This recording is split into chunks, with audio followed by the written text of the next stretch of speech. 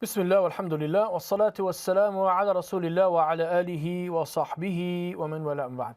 Jamaat al-Muslimin, respected viewers, assalamu alaikum wa rahmatullahi wa barakatuh. Ahlan wa sahlan wa marhaban bikum jami'an aynama kuntum.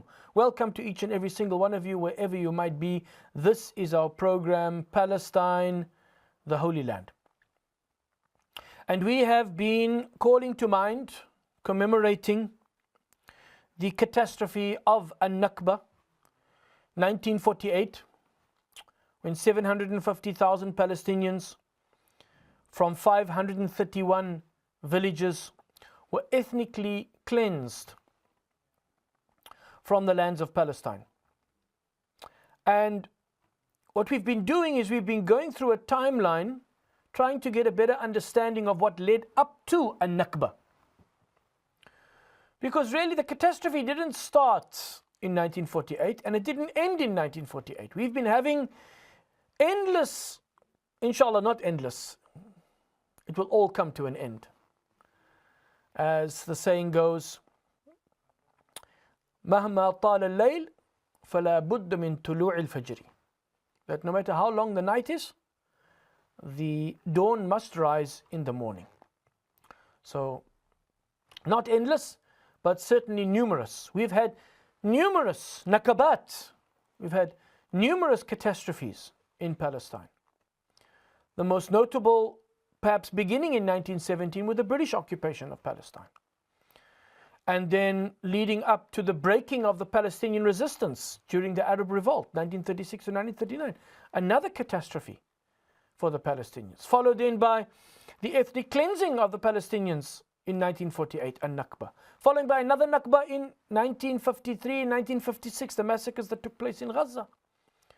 And then, of course, another Nakba, which they called An-Naksa, the setback in 1967, where another 350,000 Palestinians were ethnically cleansed from Palestine. And then we've been having numerous catastrophes ever since then, now culminating in this, the biggest catastrophe ever to be witnessed in the lands of Palestine, in the Holy Land, is the genocide taking place in Gaza. And now another catastrophe with the announcement that the West Bank is going to be annexed by the Zionist entity. Are they going to turn it into another Gaza? Ma'ad Allah, we seek refuge in Allah subhanahu wa ta'ala.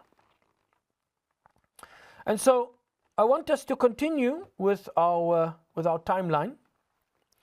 We have done a sort of comprehensive coverage of the main events. We've spoken about Balfour Declaration, 1917, the Muslim Christian Association petitions to the British administration in 1980, because already there had been the steady flow of Zionist immigration from 1882 right up until 1904, then from 1904 to 1914, the so-called first and second Aliyot, that anachronistic term used in the 20th century for something that happened 2,500 years ago under Quraysh the Great, under Cyrus the Great. And so immediately, in fact, when the Palestinian Arabs, both Muslim and Christian, when they found out about the Balfour Declaration and that they were being referred to in the Balfour Declaration as non-Jewish communities, and that only their civil and religious rights will be protected. Where's their political rights? Where's the 14 points of Woodrow Wilson, where all peoples after the First World War should be granted the right of self-determination? So, right from the beginning, the Arabs were very much concerned. I mean, they'd already been concerned in the 1880s when they petitioned the Ottoman Porte to stop and restrict the Jewish immigration to Palestine. And so by 1917, now that it's under the British mandate, or officially it was granted to Britain in 1922, as well as the implementation of the Balfour Declaration being a part of that mandate, things just got worse and worse and worse and worse. And we see a pattern. So Balfour Declaration 1917, the Arabs petition the British administration opposing the Balfour Declaration. They're ignored. 1919, Woodrow Wilson issues the King Crane Commission that recommends limiting the Zionist project into basically making those Zionist Jews that had already migrated or immigrated to Palestine, that they would end up being a minority community whose rights would be protected in a majority Arab state. In fact, they even recommended that Syria and Palestine should remain as one, that it shouldn't be split. And when I say Syria, I mean our understanding in terms of modern day Syria. In terms of the greater Syria, Jordan, Palestine, Lebanon and Syria were all part of the greater Syria, or Sham as we know it. So because of Sykes-Picot, Lebanon and Syria went to France. And King Crane Commission, that was before the French, the Battle of Mausoleum, when Goro came and defeated the small Muslim army that stood up against him and basically kicked out Amir Faisal. Amir Faisal had to go to the there was a meeting in Cairo where Winston Churchill then suggested that or offered the kingship of Iraq to Faisal, which basically ended up as the king of Iraq. And the Palestinians were basically sold down the river. I mean, Amir Faisal didn't have a choice in terms of wanting to stay in Damascus. The French wouldn't allow it because of Sykes-Picot. The French took Syria, the French took Lebanon, the British took Iraq, and they took Jordan and Palestine. So the King Crane's Commission's recommendations were also totally ignored. That Palestine and Syria should remain as one, and that it should be ruled independently by the Arabs with the rights of minorities like the Jewish minority, and more specifically the so-called Zionist Jewish minority, that their rights should be protected. So that recommendation was totally ignored. And so now the Arabs, they see they're being ignored. They see now, okay, 1920, Herbert Samuel is made the High Commissioner. They also, he comes to Palestine. They also know that this man is a committed Zionist. And immediately he starts conspiring with the Zionist movement to open up the floodgates of mass immigration and the unrestricted facilitation of land sales. And of course, now that the British were occupying Palestine, they were also giving access to the Zionists of government land. So they were acquiring government land, and they were purchasing land from absentee landlords, notably in Lebanon and in Syria. And in the Sykes-Picot Agreement, that because there's now the separation between what France has control over and what Britain has control over, those absentee landlords living in Syria and Lebanon under the French mandate didn't have access to lands that were in Palestine, so they just ended up selling them. Unfortunately, they sold them to the Zionists, not thinking about the repercussions on the fallahin, on the peasant farmers that were working that land and had been working it for hundreds, if not thousands of years. So, because of that, 1920, the Nabi Musa riots. I mean, this was something that was literally practiced by in fact, everybody used to take part in the Nabi Musa festival. The Muslims, the Christians and the Jews, because the Prophet Moses festival, where they used to march. They had these marching bands and scouts and what have you, and they used to, well, I think scouts came a little bit later, but before they used to have these marching bands. In fact, from each village in Palestine, they would come with their different flags, and they would march from Jerusalem all the way to the presumed burial place of Prophet Moses, peace be upon him. And so, because of the immigration, and these two words, I'm sure you're used to them by now. Immigration, land sales. immigration, land sales. That eventually it broke out into a riot. That was April of 1920. Jews and Arabs, a few Jews and a few Arabs were killed on both sides. And then came the first investigation by the British, the Palin Commission. And the Palin Commission, after investigating the Musa riots, what did they blame it on?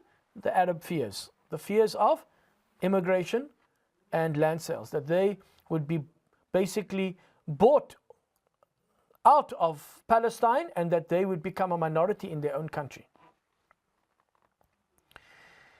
And to make it clear that sales from Palestinians themselves were very few and far between. A few did take place, very few and far between. And another thing is that eventually even a fatwa was given prohibiting the Palestinians from selling their land to the Zionists, which for the most part was adhered to. So this myth that the Palestinians sold their country to the Zionists, this is a total lie. In actual fact, by 1948, the Zionists only owned 6.6% of the land. 6.6% of the land.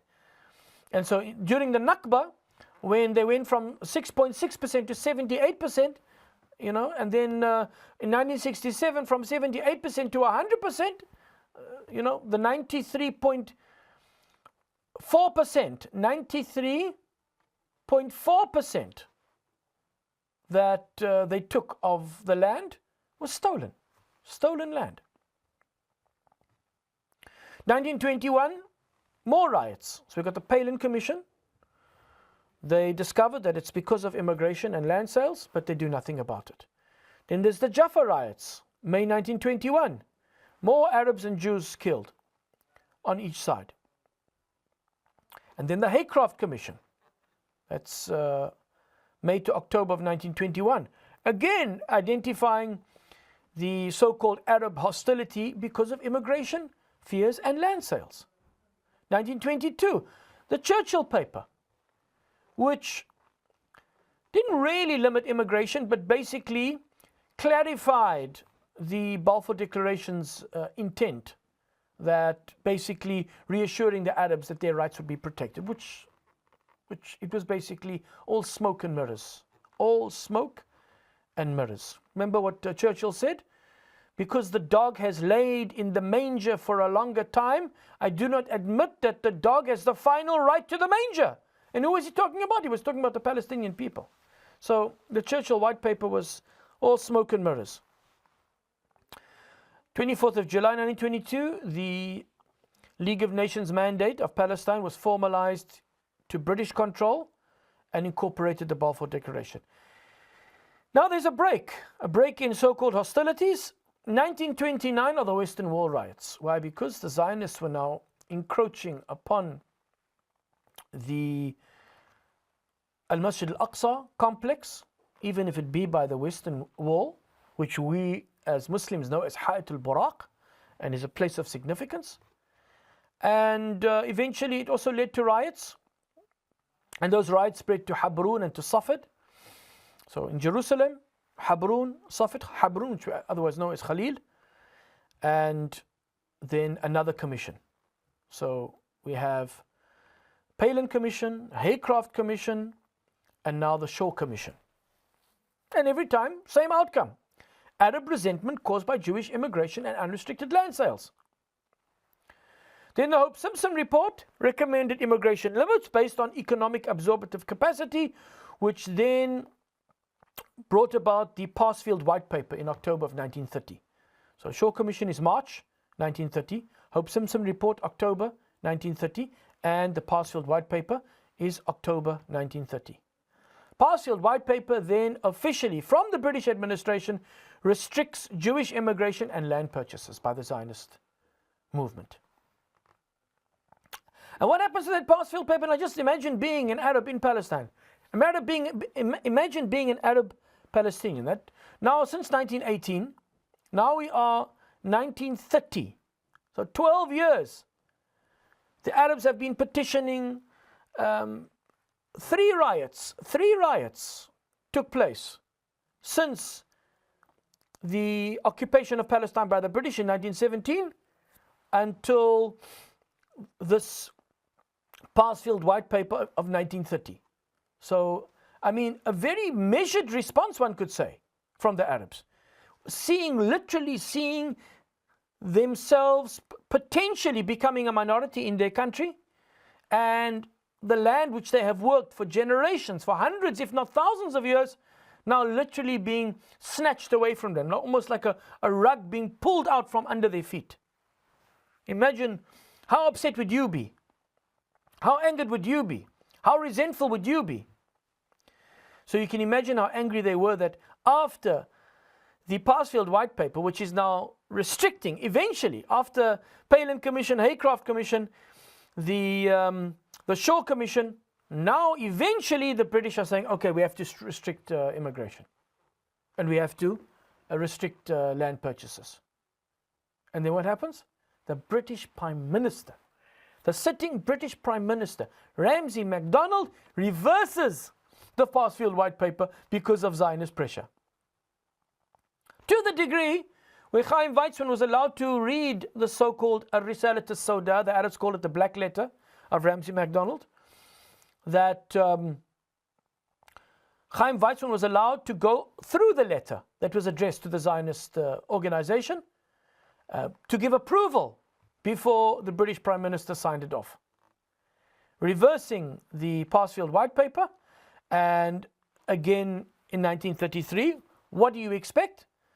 More so-called anti-immigration riots, Jaffa and countrywide, and a number of Arabs were killed as a result by the British occupation forces. Then, this is 1933, October 1933. Then, November, December 1933, another commission. Palin Commission, Haycraft Commission, Shaw Commission. What do we have now? We have now the Murison Commission, 4 commissions, which was an inquiry into the 1933 so-called riots. Minor impact. No recommendations for restricting immigration. No recommendations for restricting land sales to the Zionists. In the meantime, we have the likes of Sheikh Izzuddin al-Qassam, who was the Imam of Masjid al-Istiqlal in Haifa. He had come from Jabla in Syria, and he had basically, he and his followers, they embarked on a campaign of armed resistance against the British. 1935. Now, 1917 to 1935, that's a long time. How many years is that? That is 18 years. 18 years of measured responses, of a few riots here and there. It took them 18 years to start an armed rebellion against their British overlords, against their British occupiers that were literally facilitating the mass immigration of another people to their land and facilitating the sale of their land that they had inhabited for millennia, literally facilitating the sale of that land from under their feet. And literally from under their feet. Why? Because when these sales took place, especially in the so-called second Aliyot from 1904 to 1914, that is now pre-mandate, 1904 to 1914. But why I'm mentioning that is because it's in that time that that labor Zionism, the rise of labor Zionism, and the institution of the ideology is born of Hisdarot, of Jewish labor. But it could only be implemented under the British mandate. So post 1920, when the committed Zionist Herbert Samuel becomes the High Commissioner in Palestine to implement the Balfour Declaration, to implement the Zionist project, every sale to Zionists of land, then the Zionists would appeal and ask the British to then evict, because of Histarat, because of Hebrew labor, as it was called, that only Jews can work the land. All the Palestinian farmers were evicted from the land. So you can imagine what's happening. The farmers are being evicted. They're going to the towns and the cities. They are living in abject poverty. They've got no food, they've got no money, and no food to feed their families. So it took them 18 years to start an armed rebellion. And they were still a very small group. And on the 20th of November 1935, Sheikh Izzuddin al-Qassam, he was martyred along with a number of his followers, killed by the British forces.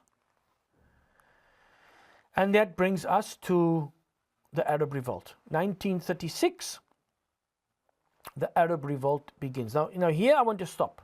I want us to sort of, we've just done a comprehensive overview of the events happening up until 1936.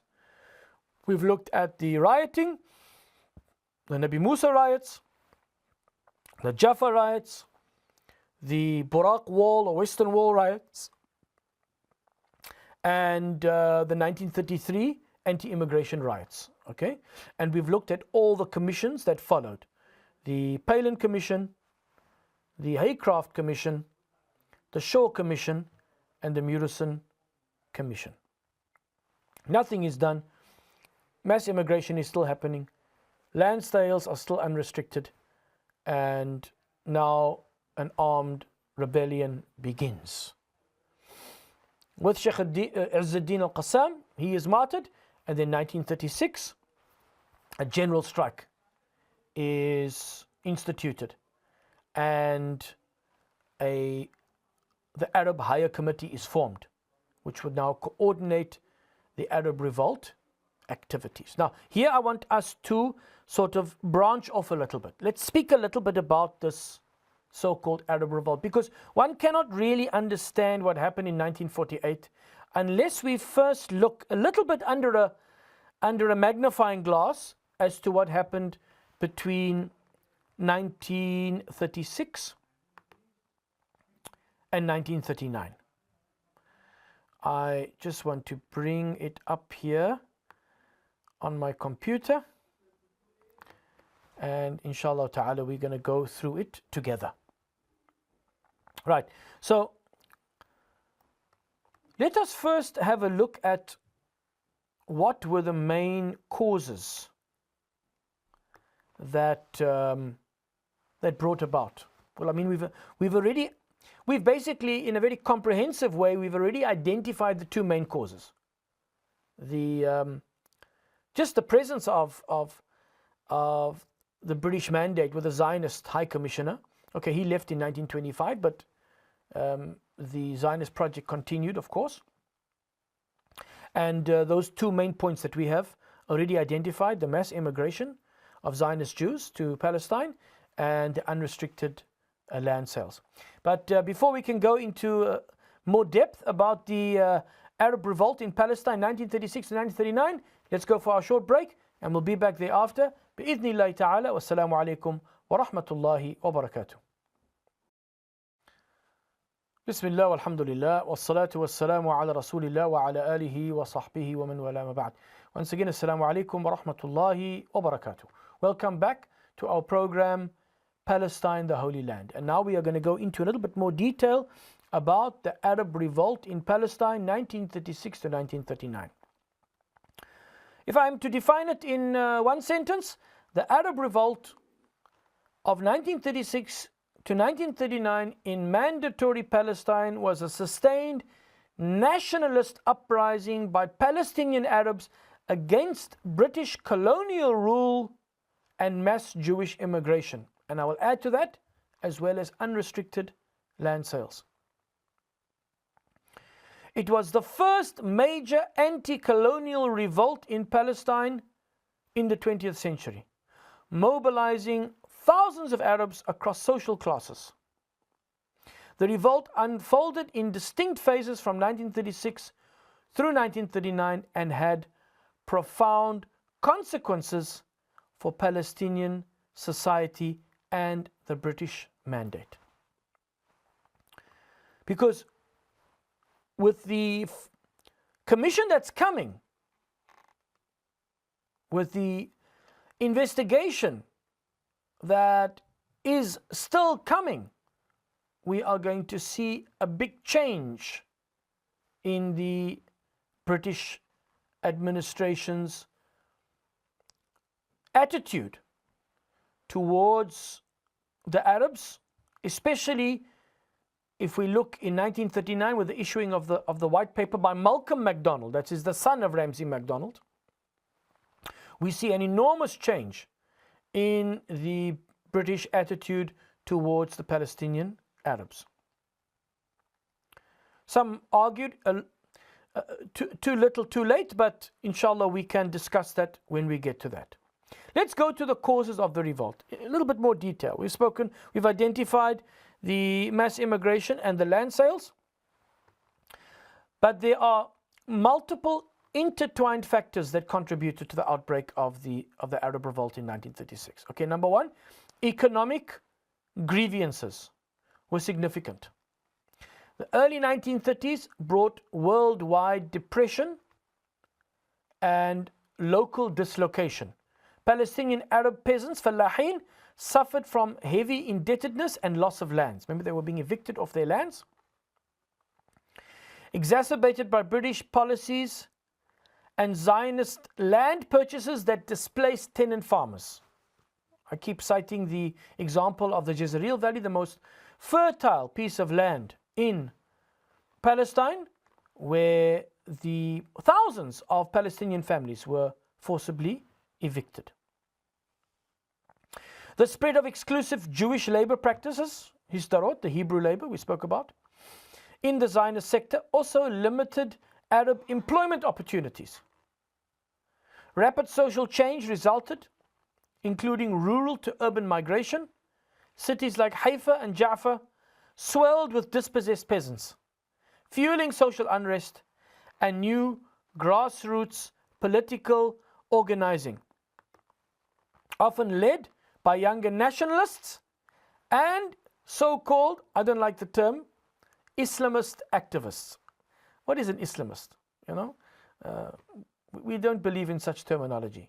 A person who is a Muslim is a person who lives by the Holy Quran and the Sunnah of our beloved Prophet Muhammad, Khair al-Anam, salawatu rabbi wa salamuhu alayhi. So these political organizations were often led by younger nationalists, or so-called, as in this report, Islamist activists or Muslim activists, rather than the old elite. I want us to just open another study here. This was actually put together by one of those nationalists, Ghassan Kanafani, who was actually born in 1936. At the time of the Nakba, he was 12 years old. He witnessed, he was from the city of Akka, and he and his family were ethnically cleansed from their home. So he's put together an interesting document about the 1936-1939 Arab revolt. And just with regards to, I want to extract with regards to some of the statistics. We are speaking about the causes. So let's look at some of the statistics with regards to the issue of Jewish immigration or Zionist immigration to Palestine.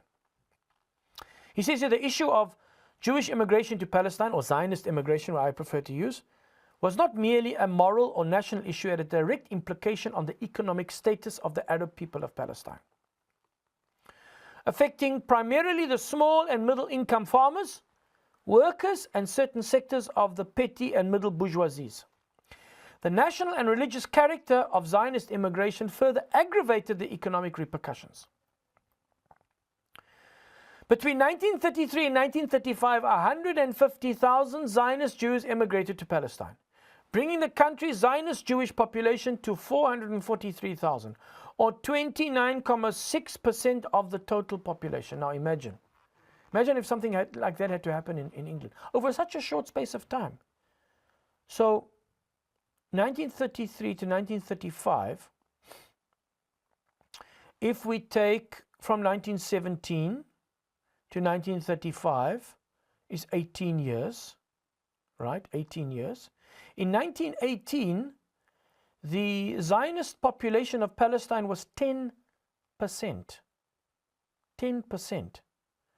So within a space, not even 2 decades, within a space of 18 years, the population, the Zionist population in Palestine has already tripled. Show me a European country that would accept such a thing. Now that's why, you know, I look at these people like I'm trying to think of his name now. These commentators in Europe, anti-immigration commentators. Yet almost always you will find that these anti-immigration pundits are supporters of Zionism, and I find that a total contradiction. If you are a supporter of Zionism, I mean the first pillar of Zionism is mass immigration. So if you're a supporter of Zionism, then you should support immigration. But they're all anti-immigration. Why? Because, you know, Zionist ideology is a racist ideology. It's an ethno-supremacist ideology. And yes, the person I'm thinking about is Douglas Murray. Douglas Murray, by virtue of being one of the biggest anti-immigration pundits, he should be pro-Palestine.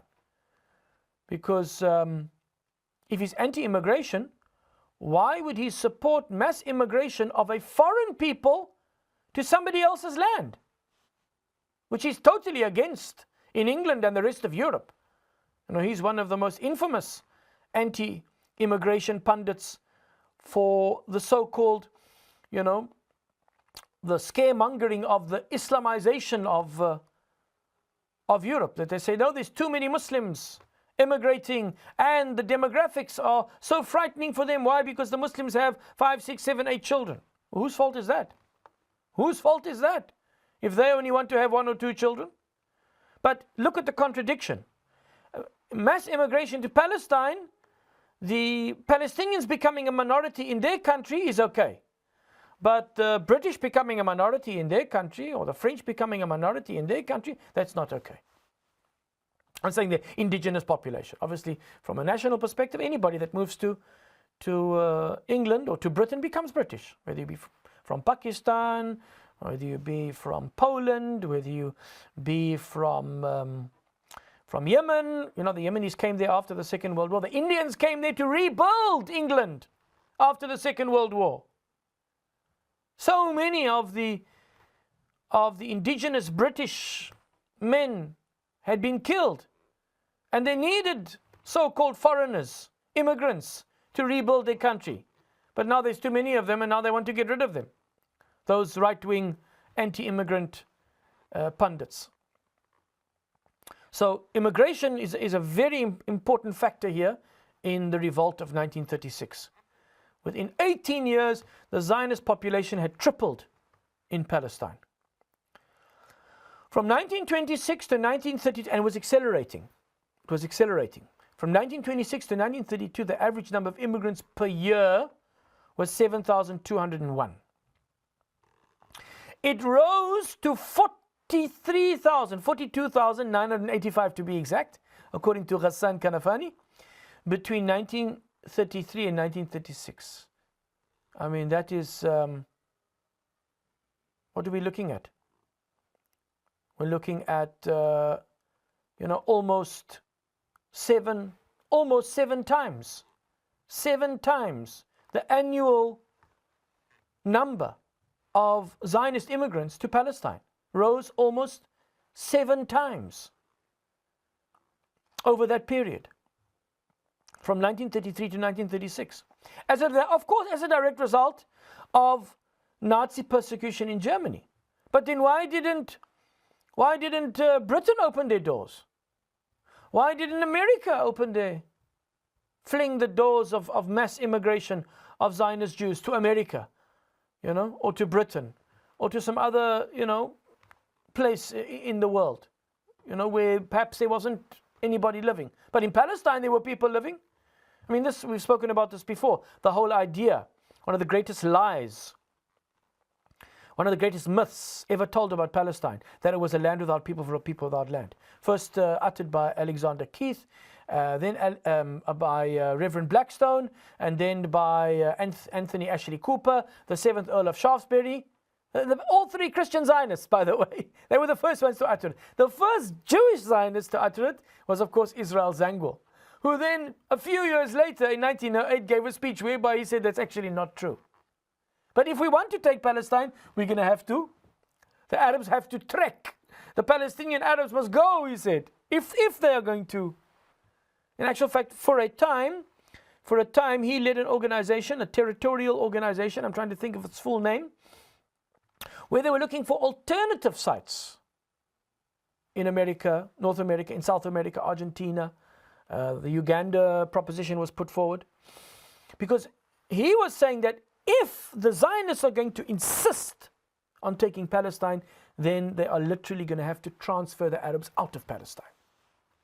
And he was the greatest influence on, he was the most consistent of all the Zionists that introduced the idea of, well, not introduced, the idea was always there, but propagated the idea of transfer. I mean, even Theodor Herzl had written in his diary in 1895, as early as 1895, we shall spirit the penniless poor across the border.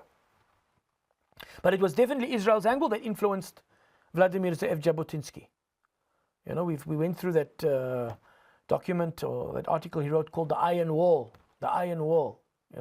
which is basically, we're seeing it playing out now in front of us in Palestine. And I don't know, they spoke about transfer, a very nice word for ethnic cleansing. And any people that don't want to be ethnically cleansed, what happens to them? Genocide? Well, that's what we see happening in Gaza today. So, and these were the seeds that produced this evil fruit of genocide that we are seeing today. So, Nazi persecution in Germany, obviously, because of the fact that Britain and America were not taking these refugees, so what did they say? Let's send them to Palestine. And he says here, in 1932, 9,000 German Jews entered Palestine. So we went from 7,200 to 9,000 in 1932 to 42,985 average every year from 1933 to 1936.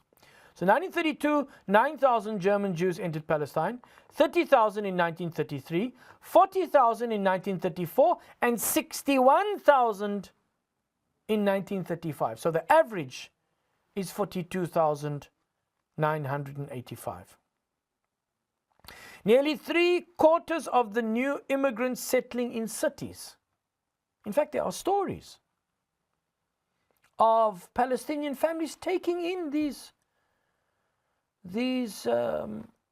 Jews that had fled Nazi Germany. Many of them.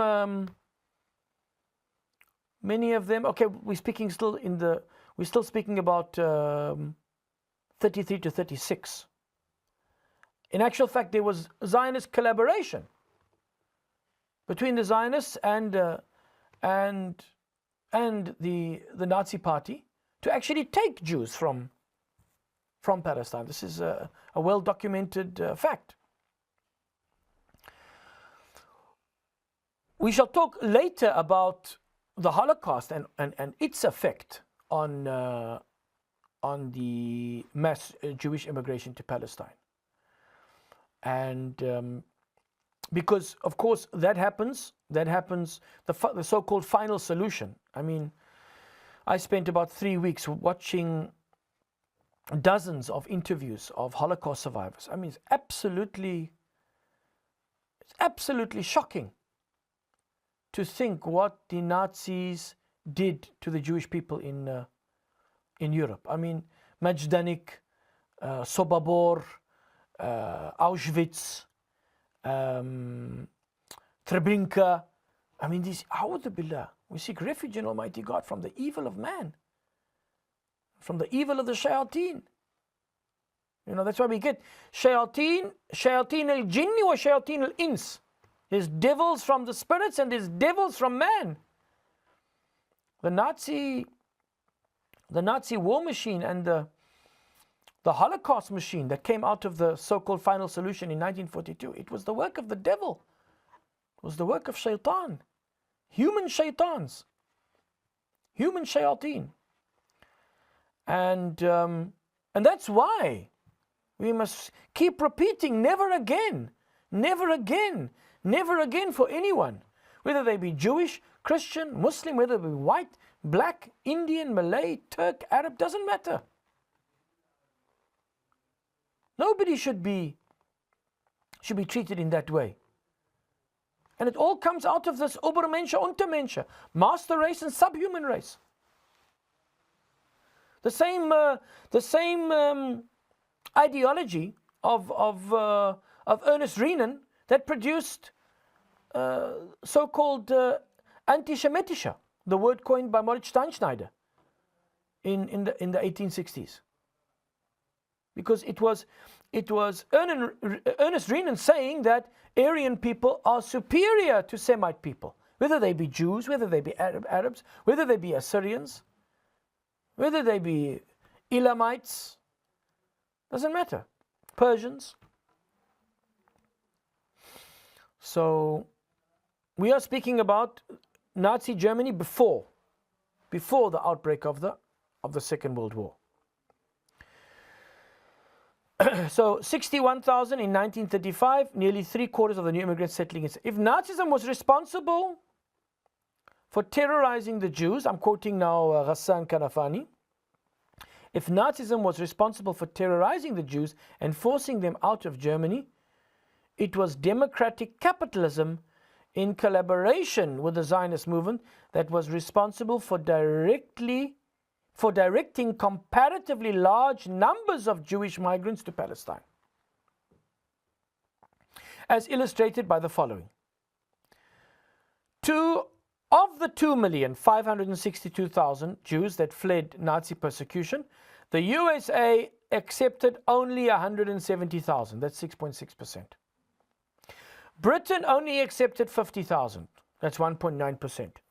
While Palestine, I mean America, Britain, okay, Palestine, that small little strip of land, received 8.5%. 8.5% of that 2.5 million Jews that fled Nazi persecution. And the rest, the 75.2%, found refuge in the USSR. Obviously, after the Bolshevik Revolution, Russia became far more tolerant of Jews than obviously under the Tsar, where all the pogroms were perpetrated against the Jewish people. So in other words, there's a stark difference between Jews living in Russia under the Tsar and all the pogroms and all the persecution they suffered under the Tsarist Russia versus Bolshevik Russia after the Russian Revolution of 1917. Where, in fact, a number of the leaders of the Bolshevik Revolution were so-called Jews themselves, atheist Jews, but nonetheless identifying as Jews.